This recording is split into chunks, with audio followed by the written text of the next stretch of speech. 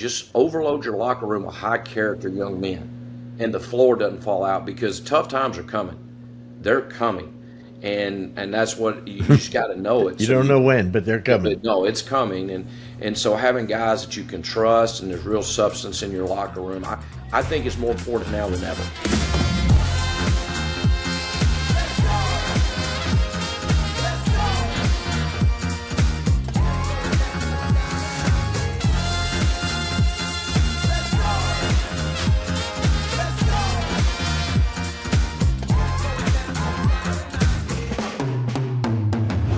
Hey, welcome to another Coaching You podcast with the coach, Brendan Suhr, presented by Noah Basketball. Today's guest is one of the sharpest minds in college basketball, and a coach's career really has been defined not just by wins, but by, frankly, his wisdom, his leadership, and the person he is.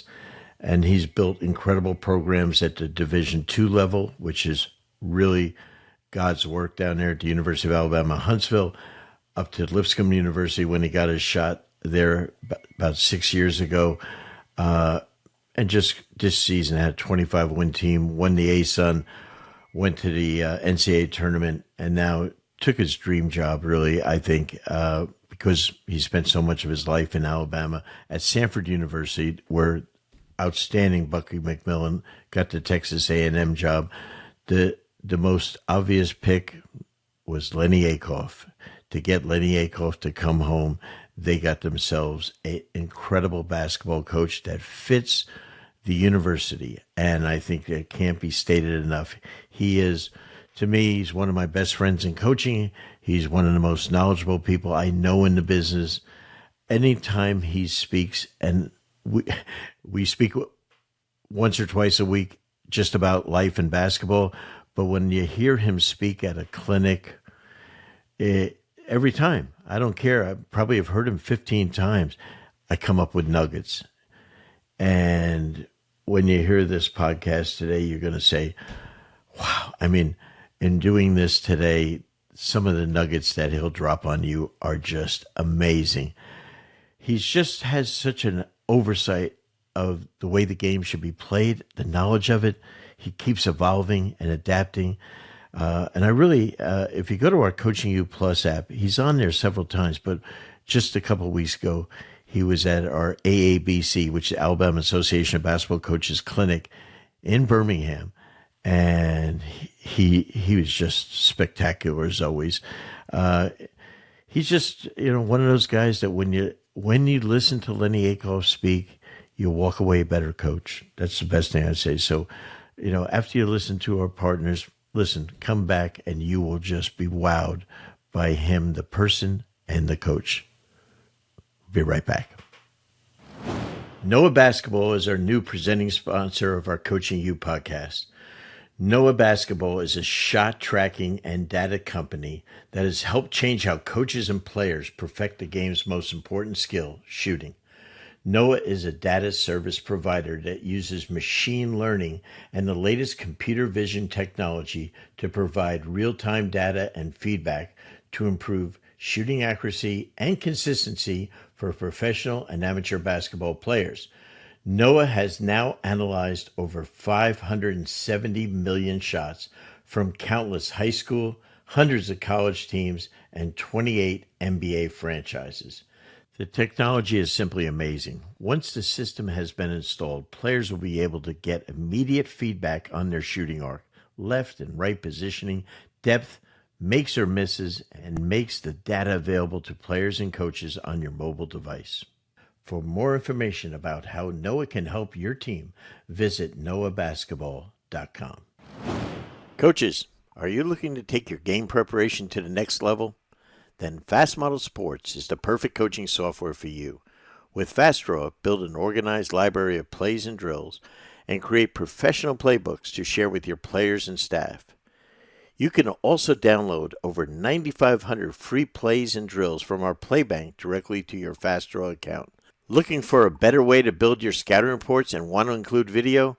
With FastScout, build custom scouting report templates to prepare your team best for each individual opponent. Plus, did you know with the latest updates from Fast Model Sports. You can now include video with your Fast Scout reports and share with your coaches and staff, all within the Fast Scout mobile app. The combination of Fast Draw and Fast Scout is by far the best way for you and your coaches to create winning game strategies and effectively communicate them to your team. Over 10,000 high school and youth coaches trust Fast Model Sports products to help their teams reach their goals. To order, go to fastmodelsports.com. Use code COACHINGU15 to get 15% off any Fast Draw or Fast Scout products. Remember, go to fastmodelsports.com. Use code COACHINGU15 to get 15% off any Fast Draw and Fast Scout products.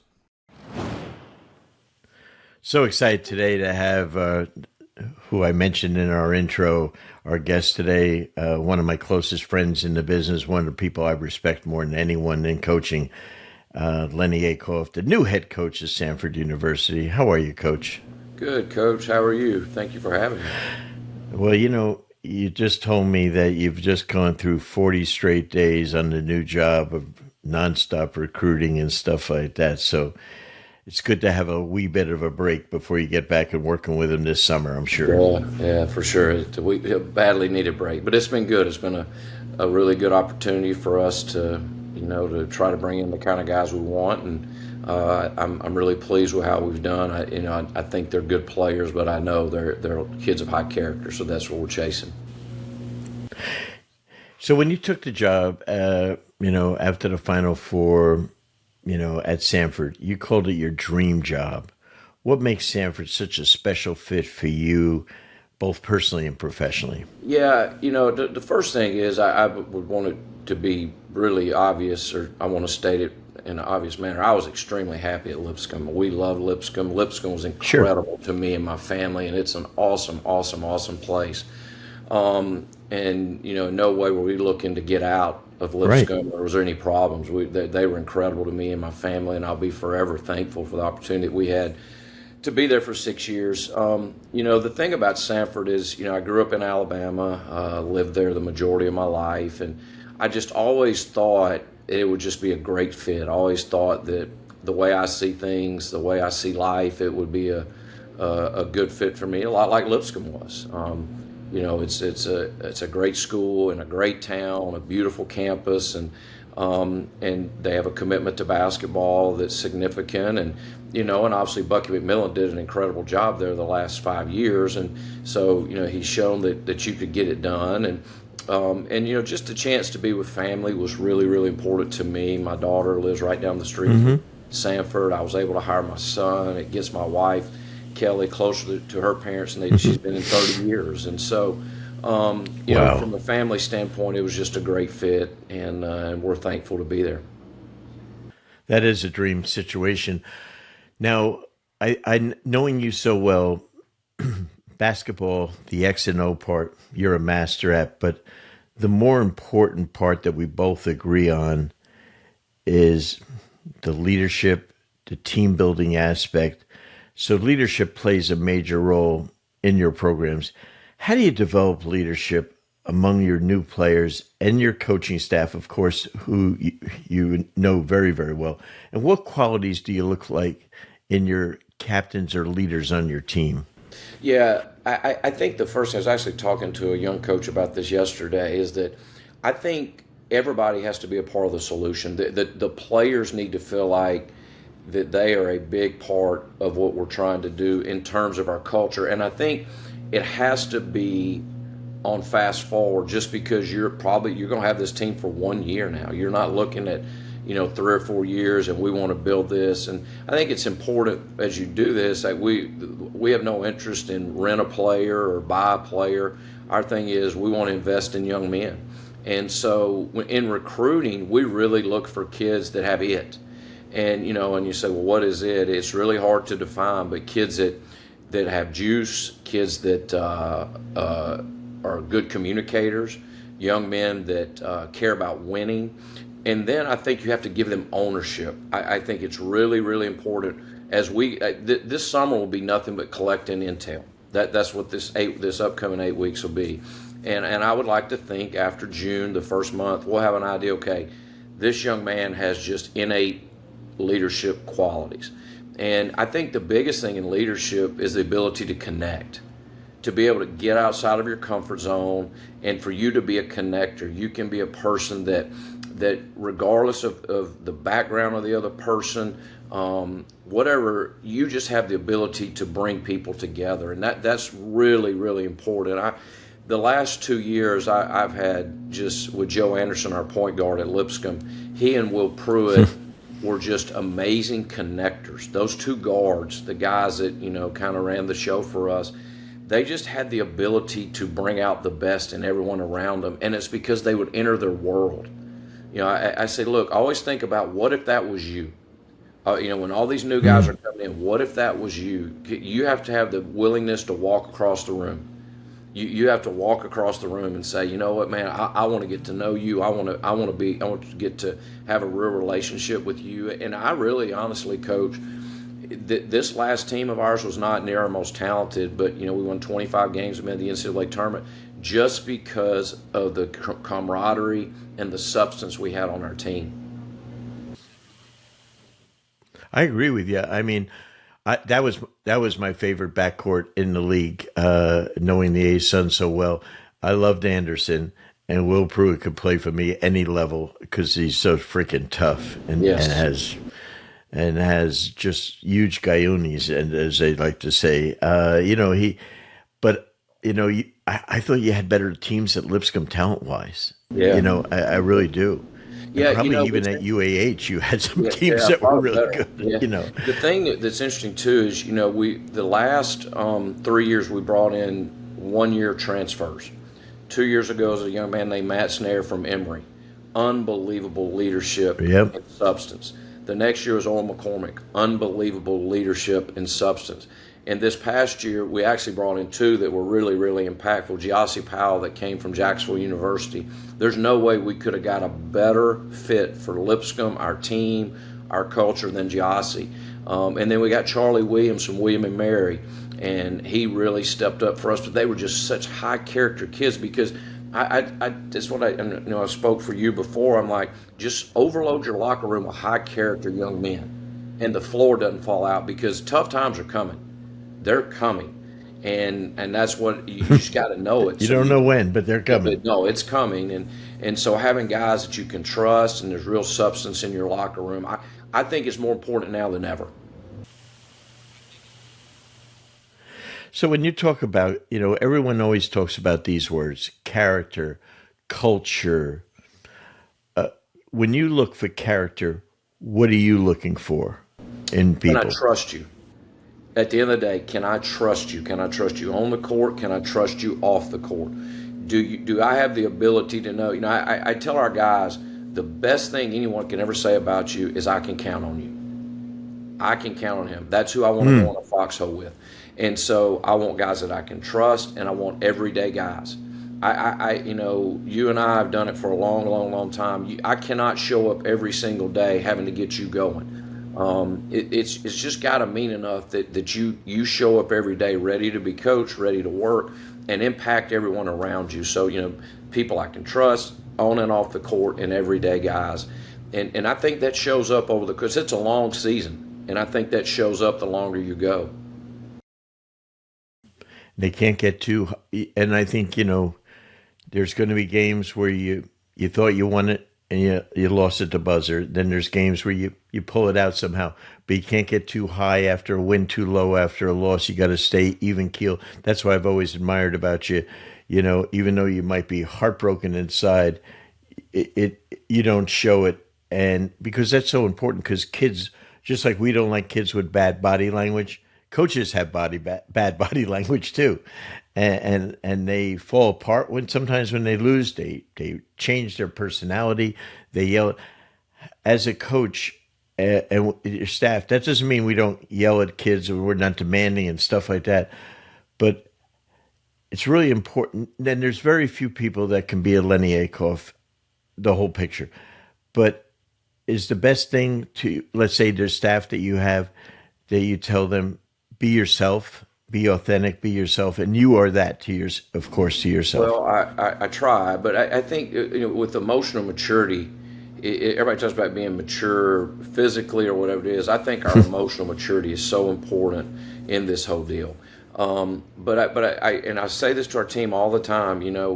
We don't have a parade every time we win a game. We're not going to have a funeral when we lose one. Just get on to the next one. Just get on to the That's next great. game. And you just got to keep going. And because, particularly at our level of college basketball, at the mid-major level, it all comes down to 3 days in March. Can you play really well for one weekend?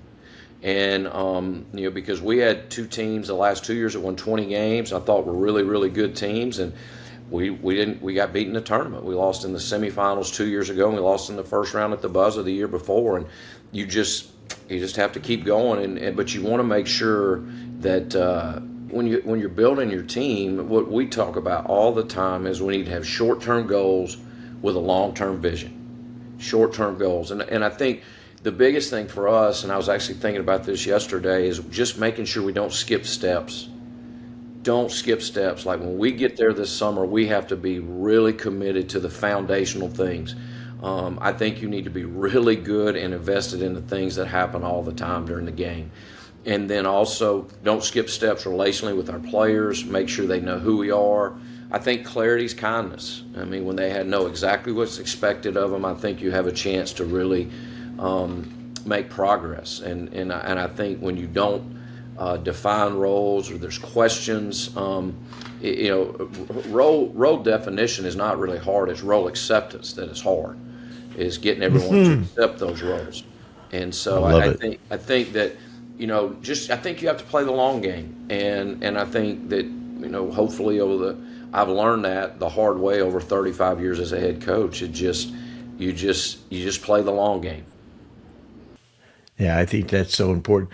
When we talk about culture, everyone says, "Oh, we're going to change the culture," especially when they get new jobs. And I found that, and I worked a lot of consulting with corporations, Ritz-Carlton, Marriott, Chrysler Corporation, and they always have culture on their website.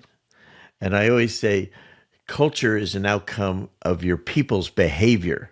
That's what culture really is. It's not what the hell you put on your website. Right. And so, how those young people at this incredible age are going to respond. How do you try to develop that? The culture that you want? Yeah, I think the first thing is just be you, be authentic. And, I think really we just tell our guys that you just know culture is that's us, this is not us. And sometimes the most important part of culture are unspoken. Like you shouldn't have to tell them that, hey, we're not going to be, that you really want to play with emotion, but you don't want to be emotional. You don't make good decisions when you're emotional. Like there's just something that we're not going to be disrespectful to the referees. We're not going to show up the other team. We're not going to talk to the other coach. We shouldn't even ever have to say that. That's just things that's not who we are. But then what we are is we want to be a team, and I think you can define this for your guys is that be a team that's easy to cheer for.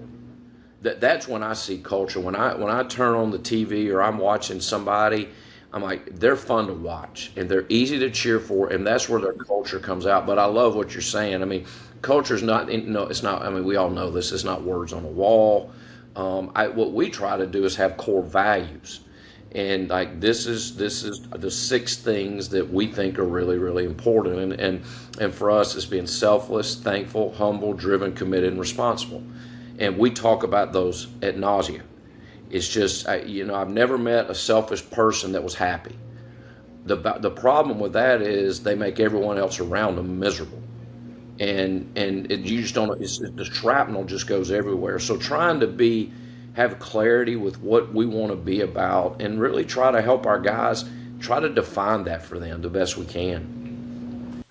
Lennie, I was listening to a podcast of the great European football coach, Pep, and I'll tell you what, he called culture, he called them the values, he called them behaviors. Yeah. And I had not heard that word, and humility was one of his. It's a behavior. You can't say humility. You have to behave like you Right. have it. And team first was another one of his. And I said, I said, I like that term. I hadn't heard that before. Yeah. But let me ask you, when you've been doing this now over 3 decades, and your philosophy, I know, in talking so much ball with each other, offensively, the thing I love about you, you keep evolving and adapting, not just to your talent, but to the way the game's played. And you keep, your core beliefs are the same, but you keep evolving. How do you do that?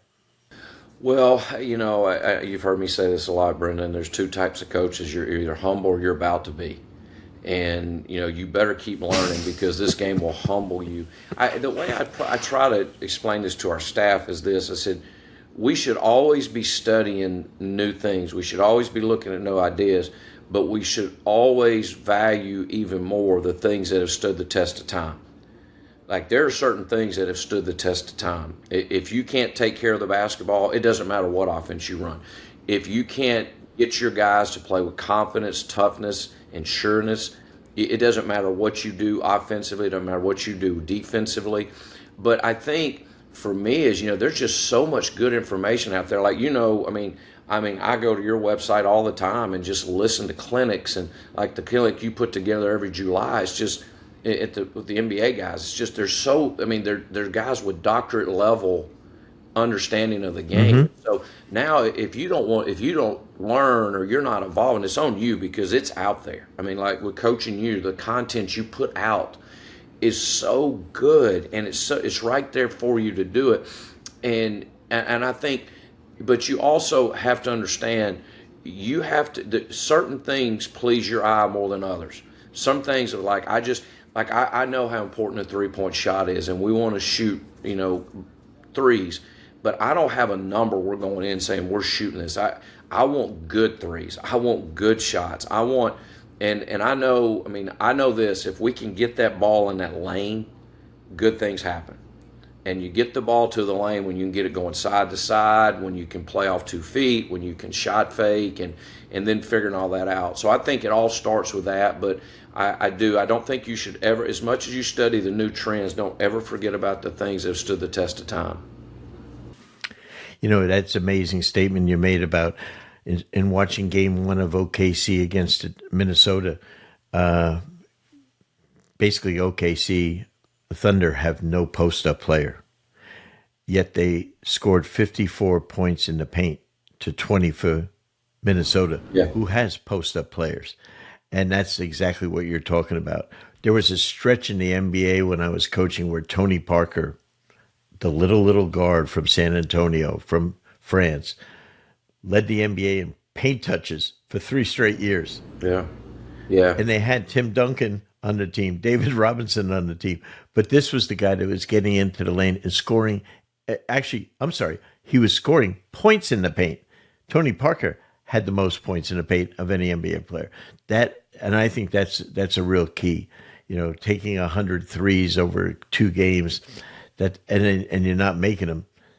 That to me is not a really good strategy and stuff like that. But you have done an amazing job, I felt, of really evolving from pretty much a really kind of a set offense back when you and I first started talking and studying, to really a concept-based attack based on spacing and really decision-making. How did that all evolve for you? Well, it's the people that you spend time with, listening to you talk and listening to guys you really respect. We were running all Coach Beilein's 2-guard stuff when I first met you. That was kind of our foundation. And I loved it. Yeah, it was good. It was great. And, and he and I still talk. And he came to one of our games. He lives down in Naples. He came to our game at Florida Gulf Coast a couple years ago. And I asked him, I said, if you were back coaching, what would you do differently? He said, we played well that night at Gulf Coast. And he said, I loved how you played fast. He said, if I was coaching, I'd play even faster. He said, I would get the ball up court quicker. He said, I would really try to play with tremendous pace. And I think the quickest way the easiest way to do that is just be conceptual. Is just like, where's the ball and where's the 5? Let's figure out how we want to play out of alignments and how the floor's set. And the other thing I think that it's been out of necessity, particularly now when you don't have kids for 4 or 5 years, you have to almost have a plug and play mentality. You have to have things that are very. I think the best coaches can simplify the complex.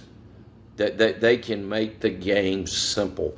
And I know a lot of times when people come watch you practice or whatever, and I used to be this way. I mean, you're like, well, I hope they think we're good and we run these fancy plays. Well, at the end of the day, like what I've really tried to drill our offense down is we want, and I don't care how we get it, I want advantage layups. I want range room and rhythm threes for the right guys. I want to get fouled, and then I'd like to get an offensive rebound. But if we get any of those four, we just had a good possession.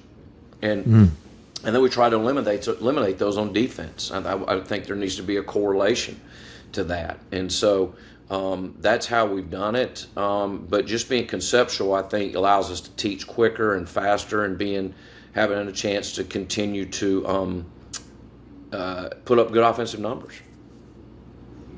Can I, because you, I, and the great Stan Picavage, the only self-anointed man that has a nickname for himself, Stan from Orlando, who is a basketball guru to us.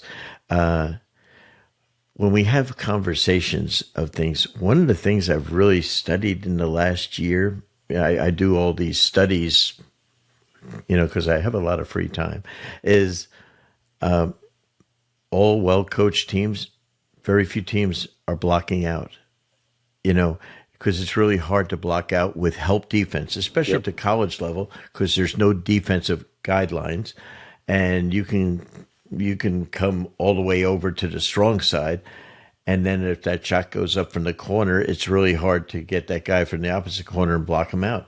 And guys like Izzo, send 4 guys to the glass.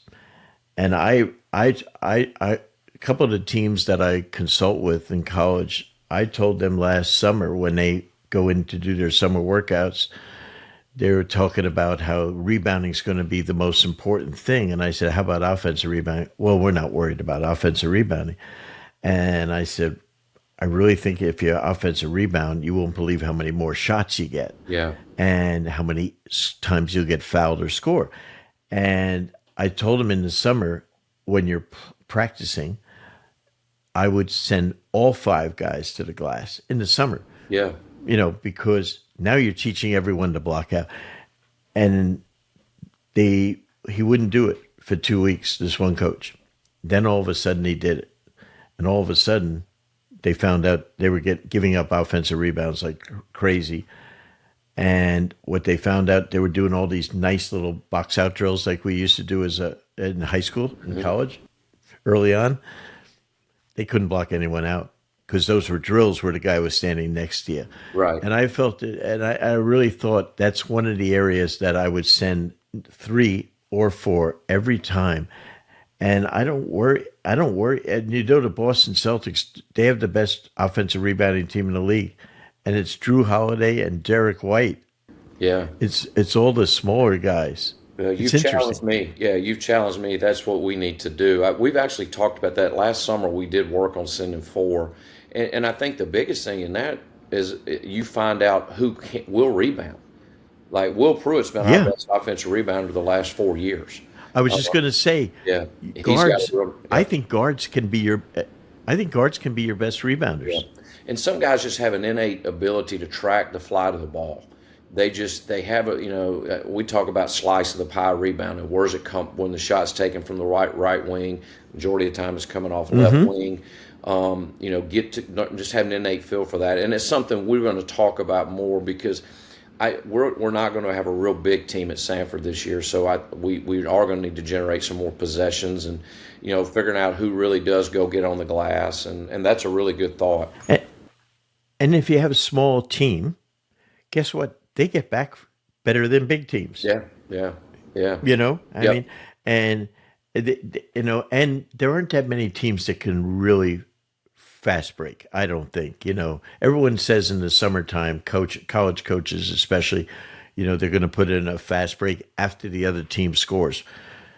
you watch in the NBA, there's very few teams that run after a score. Right.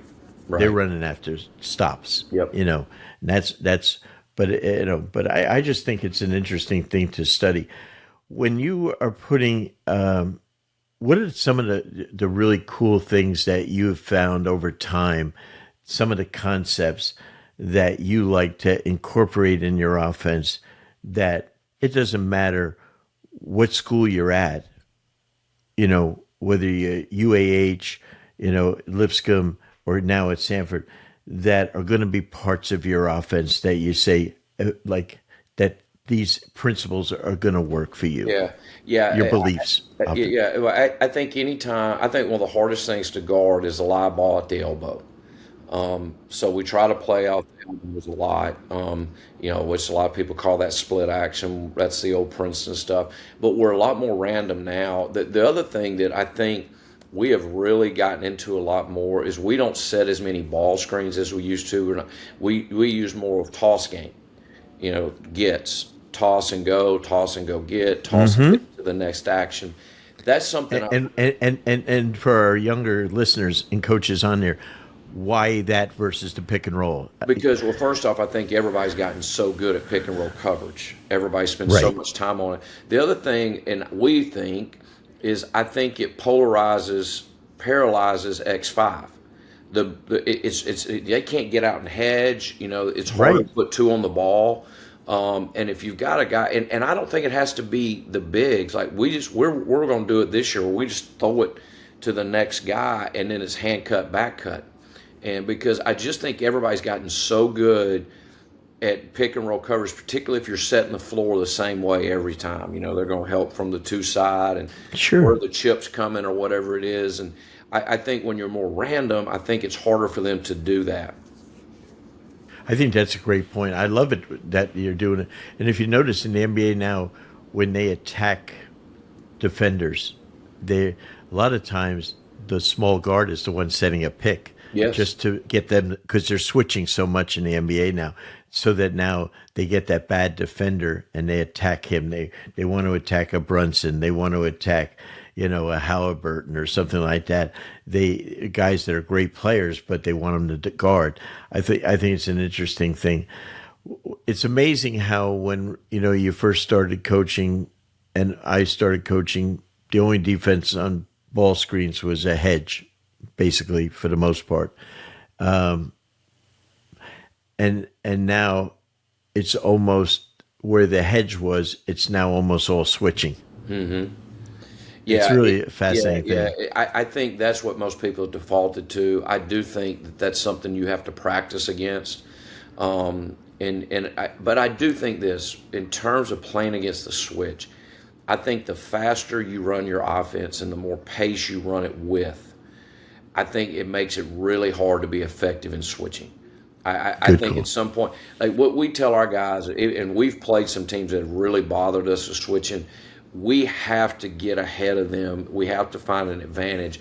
But the other thing is, let's just outlast them. Let's just keep going and just figure out a way to get to one more action, one more concept, and hopefully at some point they'll break down. When you say get to one more action, you're basically talking about keep moving the ball. Yes. No quick, not one pass and a shot. Yeah. One action and a shot I think type of thing. The worst thing you can do is we've came up with some rules against switching but I think the worst thing you can do is set a 1-5 ball screen and just roll your 5 into the post and everybody just stand and watch them. Well, they're going to front that. They're going to load up. It's really hard to get the ball in there. Yeah. And so our rule is 2 passes, 2 seconds. Like you can be in there for a 2 count and no more than 2 passes, and you got to get out. Like if we're going to try to, I just think the worst thing you can do is just create a situation where we're going to think we've got a mismatch, big little, and we're going to roll him into the post and try to punt it in. I think that's really hard to play. That's not good offense in my mind. You had a big this year and stuff and a really good player in the A-Sun. But if you don't have a big, and you're a guy that loves to play at a fast pace, Do you still have a rim runner? Do you still, or like in the NBA, sometimes there is no rim runner. They're just Yeah, guys, and I'm confused now yeah. with how I would play. I'm being Yeah, honest. here's the thing. I think it's more, we talk about common sense transition. That's You a know, that's a that's a clinic talk, brother. yeah, like Common sense if there's nobody transition. on the rim in your head, you go get on the rim for a big. But like the young man you're talking about is Jacob Novakovic, and he was a Swiss Army Sure. knife for us because Yeah. he really did a good job of running to the mouth of the rim. But the other thing he could do is he could make threes, so he could stretch the defense. The things we talk about in transition is sprint, scatter, and share. That's it. That's our transition offense. Sprint the floor, scatter. We want spacing and share the ball. Then when we get to those three things, all we're looking for is where's the 2-on-1. Find the 2-on-1. Find the 2-on-1 because the 2-on-1 is where the advantage is. And so we want to sprint, scatter, share, find the 2-on-1, and then we're chasing those four things we talked about: advantage layups, rain room threes, get fouled, offensive rebound. Where's that guy, Lenny? Where's that guy going with the basketball? The guy, the guard with the ball. Yeah, he's chasing the 2-on-1. We really would like to be able to try to cut the floor if we can. If we can go across Main Street. And explain the cut to floor means going from Going right from to left or yeah, left to right to right. left to right. We try to say, I always try to get it to the other side of the rim. But if there's And why no is that? And why is that, Lenny? Why is that? to Just try to confuse the I, defense. I think when you're cutting the yeah. floor, there's a level of confusion that comes with it.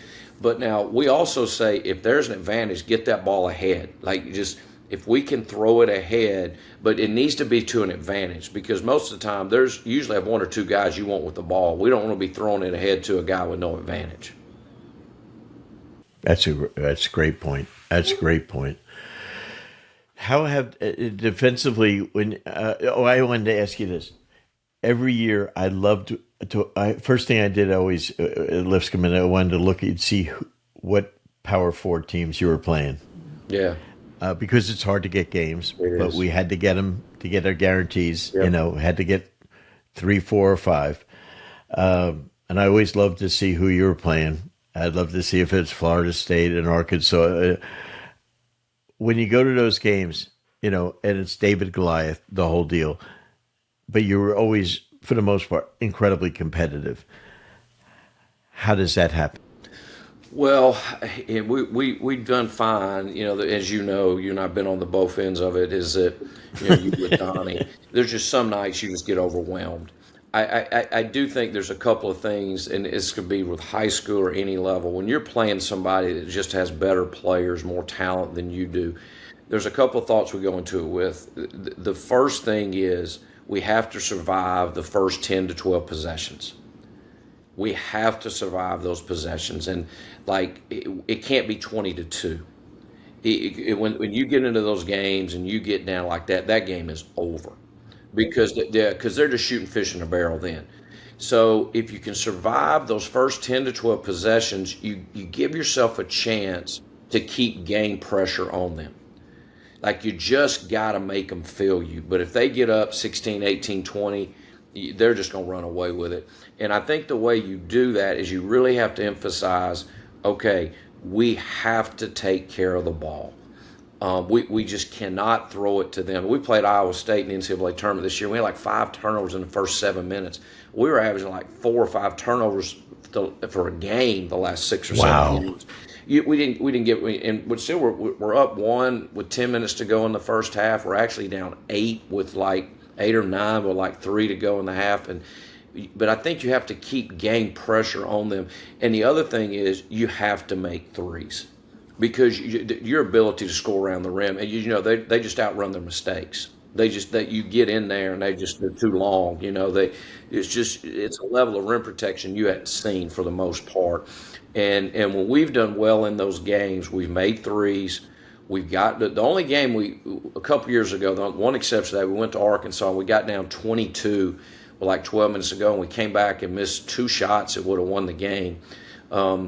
But for the most part, when we've had success, we've gotten off to a good start, and we got a little confidence, and then okay, we can play with these guys. And then I think the other thing is your best guy's got to be a guy that night.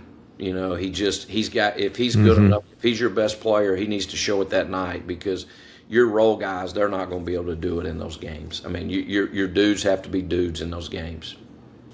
Yeah, no, that's a great point, and that's even that for a high school coach that's going to play against a much better squad. It's the Yes. same principles and stuff.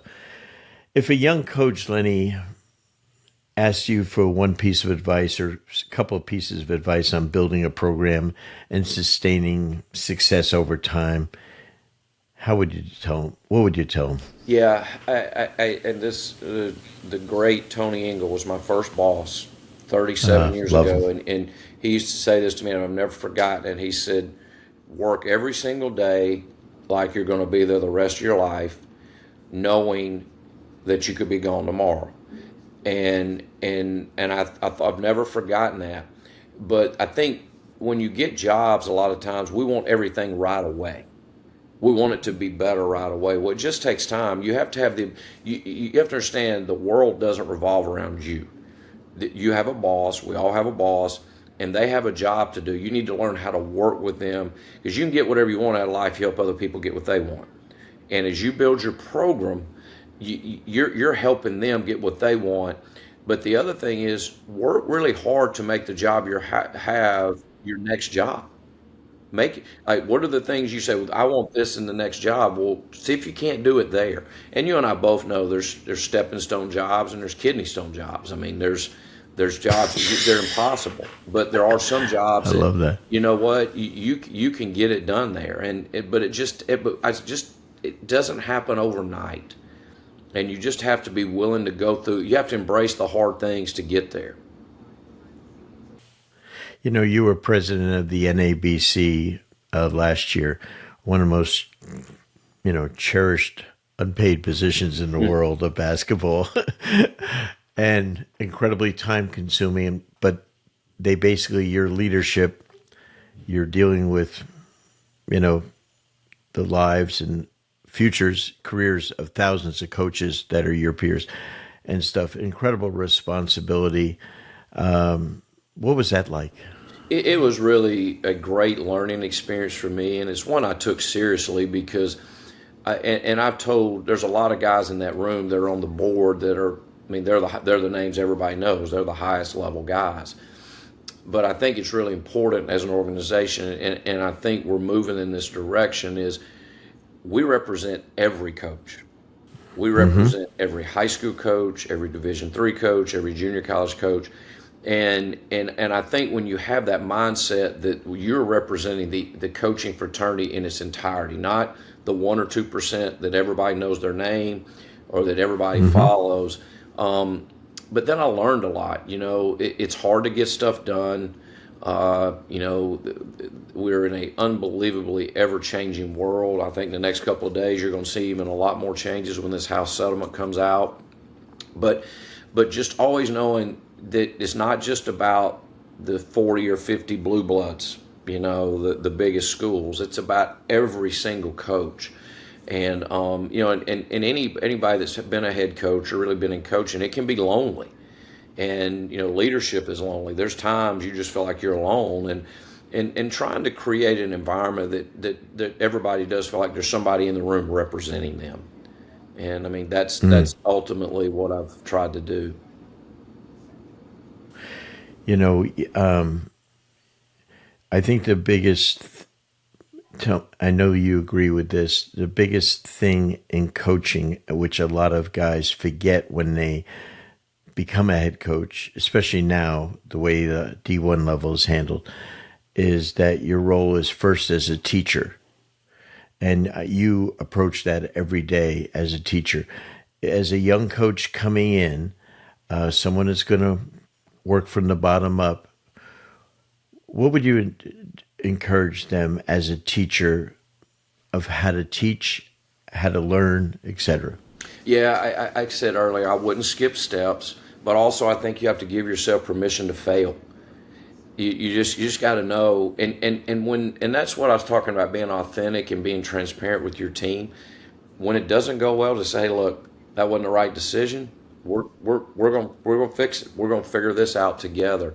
But I do know, I just don't think you can skip steps along the way. I referenced a little earlier, when people come to watch practice, say they come this summer to watch us practice or this fall, everybody wants, I think anybody's less than honest if you say you don't want them to think you know what you're doing, but you have to embrace the mess. The days you're really making progress is when it doesn't look good. If everything we just do is real easy, then we're going to hit a wall at some point. I think you have to embrace the hard things and be willing to work through it. As you've installed offense or systems, whatever it might be, I know it's probably been frustrating to you when somebody tells you they want to do what you're saying, and after 2 days they want to punt. Well, it's going to take longer than 2 days. That's happened a lot of people that I've talked to. I really like what you're doing, and for the first 3 or 4 days it doesn't go great, and they want to punt on it. Well, I don't believe you can do that. No, I think so. Last one, assistant coaches. I think we talk about this. There's so many, at the college level, some of these programs have 6, 8, 10 people on their staffs. NBA, it's 10 plus. What advice, what do you look for in an assistant? I want guys that want to be head coaches. That's what I want. I want guys that want to be head coaches that have no ego. But I met with every coach on my staff this week and just said, okay, everybody needs to treat this like you're the head coach. Like if you're walking through the gym and there's paper on the floor, pick it up. If the gym's a mess, clean it up. If our locker room needs to be whatever, always think, what if I was the head coach? How would I want this dude? And I think there has to be a level of professionalism. But the thing that, and I shared this with somebody this week about, they were chasing a job, and I said, look, what I look for is, can they get stuff done? Can they get stuff done? I don't care if you're in the office at 6 in the morning or at midnight. I really don't care. But what I want to know is when at the end of the day you're productive, and that you can get stuff done, whether it be teaching, recruiting, scouting. When I ask you to do something, it is going to be done. And a lot of times it's easy to halfway do things. No, I want it to completion, because if it's going to be done halfway, I could just do it. You want guys that want to be head coaches, and they also need to treat that program like they are the head coach. And I don't think there can be any job too big or any job too small for anyone. If the floor needs to be swept, let's sweep it. When we get off the bus and we need to get the bags off, everybody gets the bags off. There can't be a pecking order. There just can't. I love that. My friend, you and I could talk all day, and we usually do.